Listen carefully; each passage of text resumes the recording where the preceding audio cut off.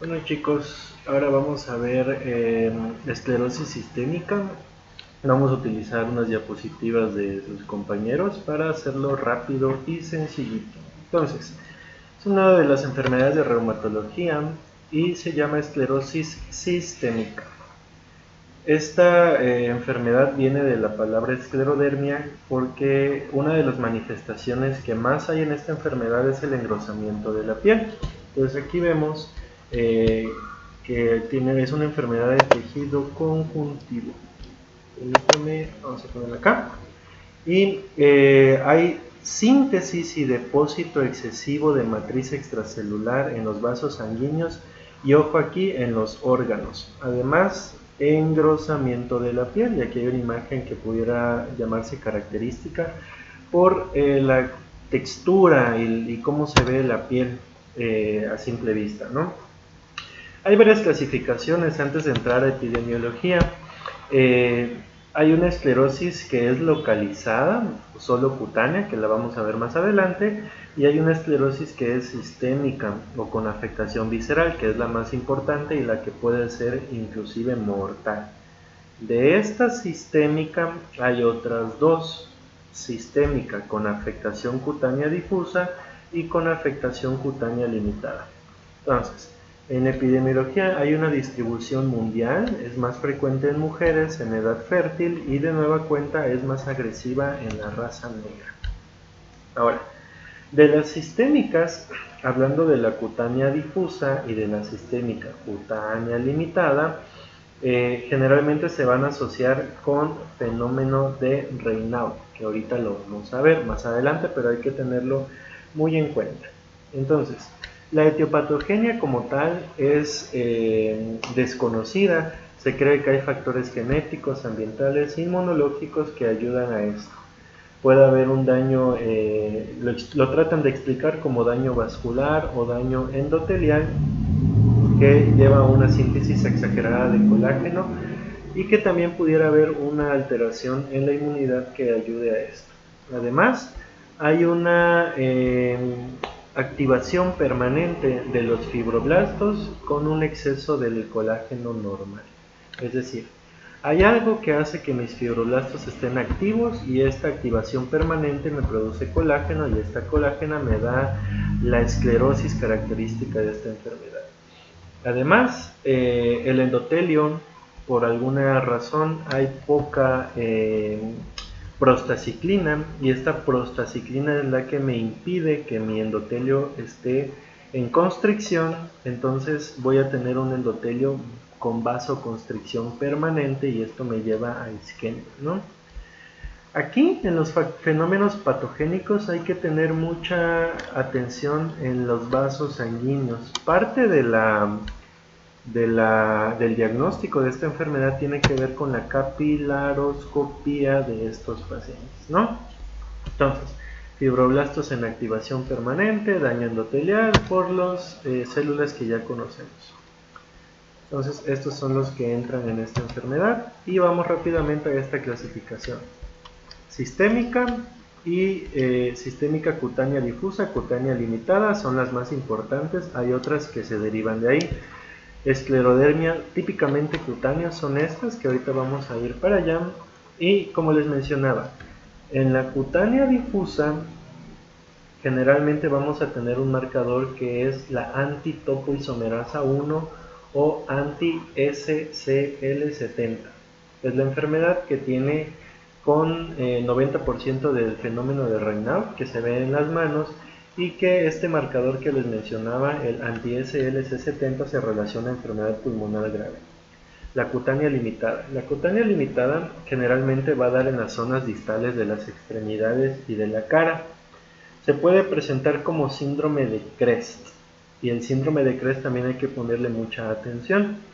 Y el pronóstico de estos pacientes empeora si aparece hipertensión pulmonar o cirrosis biliar primaria.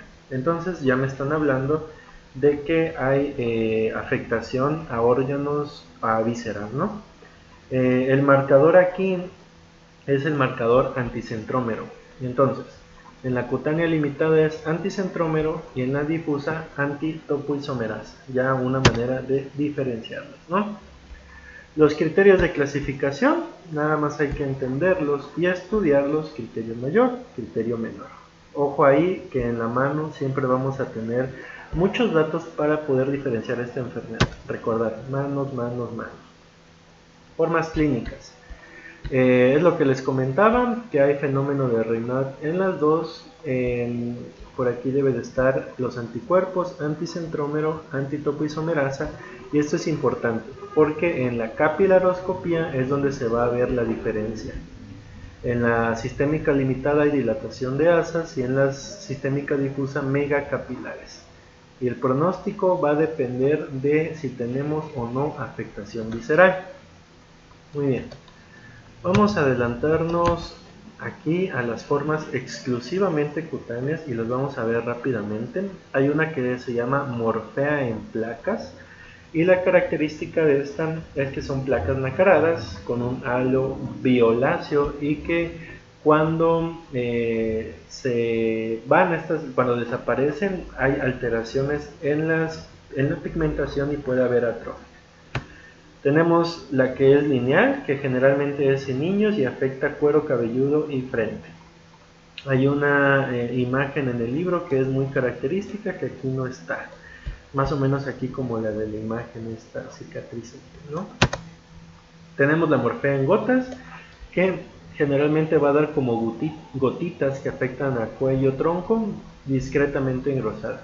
Y la morfea generalizada, que es una placa diseminada en toda la piel, donde es una forma grave porque al ser una placa grande afecta la movilidad y lo mismo nos lleva a una atrofia muscular.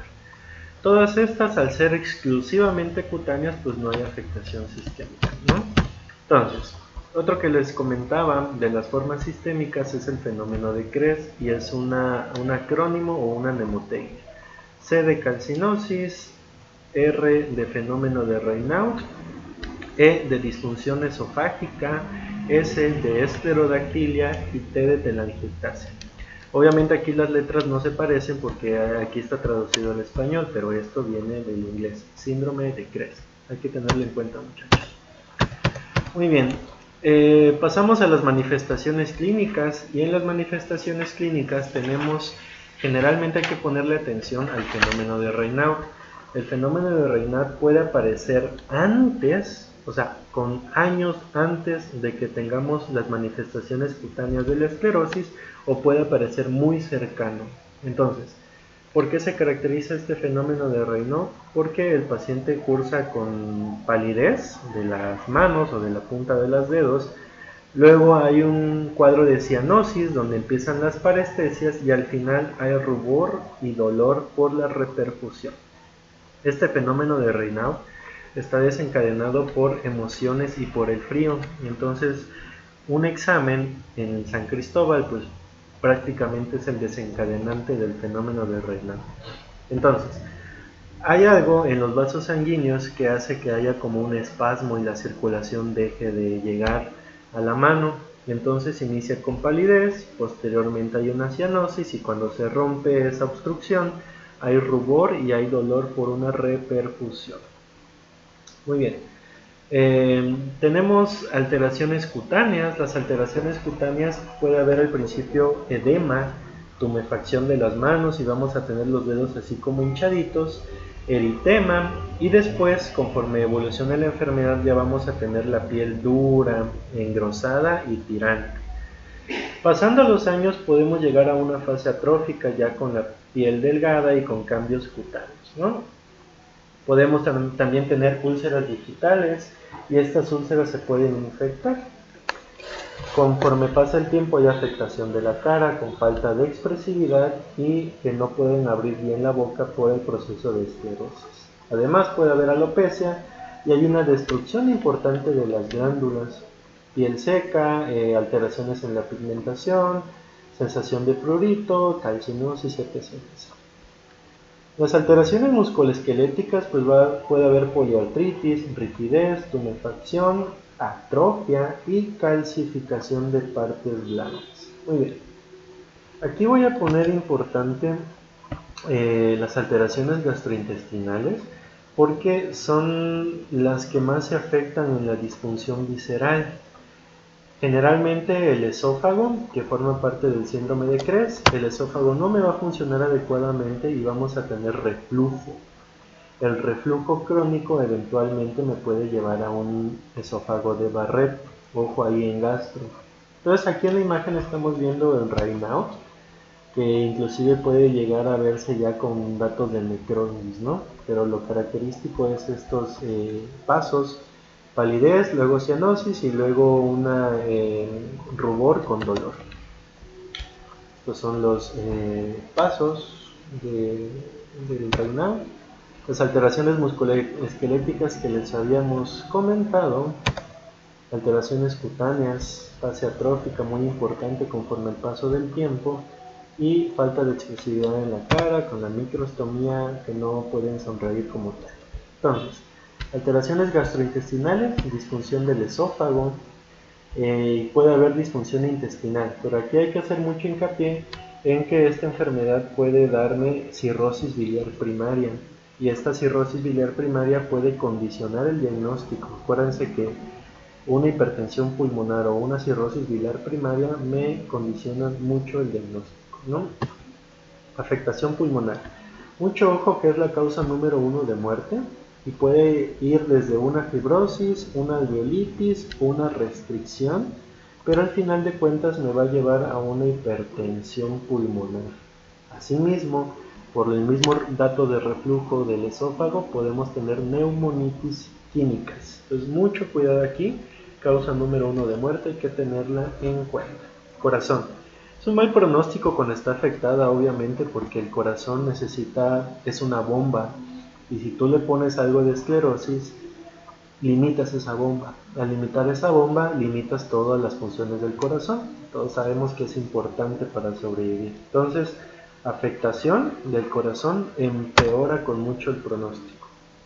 La afectación renal me puede dar una hipertensión arterial maligna por una sobreestimulación del sistema renina-angiotensina-aldosterona, para lo cual habría que dar inhibidores de la enzima convertidora de angiotensina, ¿no? Hay que recordar el eje, que la renina que está en los riñones hace el angiotensinógeno, que se transforma en angiotensina número 2 en el pulmón, y al final llega a dar una estimulación a la aldosterona para modular la presión arterial. Muy bien. En cuanto al diagnóstico, vamos a tener bastantes datos clínicos. Vamos a tener anemia, aumento de la BCG, podemos tener una hipergamaglobulinemia, y podemos tener en el 25-30% de los casos factor reumatoide positivo. Lo que vamos a tener mucho es la presencia de ANA positivos, y vamos a tener antitopoisomerasa, anticentrómero y anti-PM. Pero esta la vamos a descartar, porque ahorita solo nos vamos a enfocar en las antitopoisomerasa y los anticentrómeros. Los ANA o los antinucleares pues están en muchas enfermedades, ¿no? Entonces estos dos son los que hay que tener mucho en cuenta para hacer los diagnósticos diferenciales, ¿no? El diagnóstico prácticamente se hace con la clínica, con los laboratorios, incluyendo estos marcadores, y con la capilaroscopía. La capilaroscopía prácticamente es la que me va a confirmar el diagnóstico. Tiene que hacerse, ¿no? Hay un proceso que se llama esclerodermia, donde hay fenómeno de Raynaud, capilaroscopía patológica y ANA positivos, pero todavía no hay una enfermedad o unos síntomas sistémicos como tal. Entonces a esta entidad se llama preesclerodermia. Mucho cuidado, probablemente no sea algo que sea preguntable en el examen, pero sí hay que tener en cuenta que hay una fase que se conoce como preesclerodermia.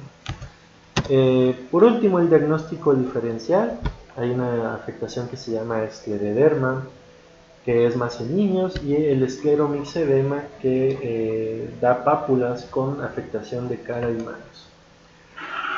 Entonces vamos a lo que es el tratamiento y la evolución. Depende de de la tipo de afectación. La afectación cutánea limitada, la supervivencia más o menos a 10 años es de 75%, salvo si tiene hipertensión pulmonar o cirrosis biliar primaria. Si tiene estas enfermedades, pues obviamente el diagnóstico se empobrece. Y la cutánea difusa tiene una sobrevida de 55% a 10 años, aún con el mejor de los tratamientos. Entonces, tener una esclerodermia difusa en realidad es un muy mal pronóstico.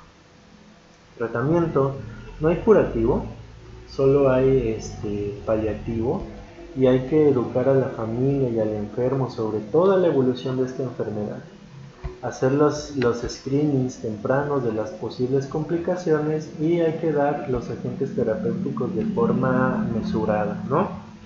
Entonces, aquí tenemos el tratamiento, que básicamente va a dependerse de lo que tengamos. Entonces, para el fenómeno de Raynaud, básicamente hay que evitar los desencadenantes, y se puede utilizar beta bloqueadores o podemos dar vasodilatadores como el nifedipino. Si nosotros tenemos afectaciones esofágicas, pues hay que controlar el reflujo, medidas higiénico-dietéticas y tratar la mala absorción que se pudiera presentar. Si nosotros tenemos úlceras en los deditos, podemos dar limpieza, antibióticos y los debridamientos o curaciones continuas. Si nosotros tuviéramos afectación articular, nuestros amados AINES, y podemos dar algunos otros como el Sulindaco, que ya lo vimos en clase. Si tenemos afectación del pulmón, hay que hacer seguimiento constante y le podemos dar corticoides o inmunosupresión. En el caso de las crisis renales está el manejo de la crisis con IECAS y los diuréticos. Las medidas específicas, aquí me faltó lo de la piel, creo que no está en la exposición de su compañero o compañera, aquí está. Hidratación, metotrexate, colchicina y corticoides a dosis bajas. Cualquiera de esos se puede utilizar para la piel. Y las medidas de apoyo, importante, actividad física y asesoría psicológica. Muy bien, esto era lo que les comentaba de cuánto viven a 10 años cada paciente.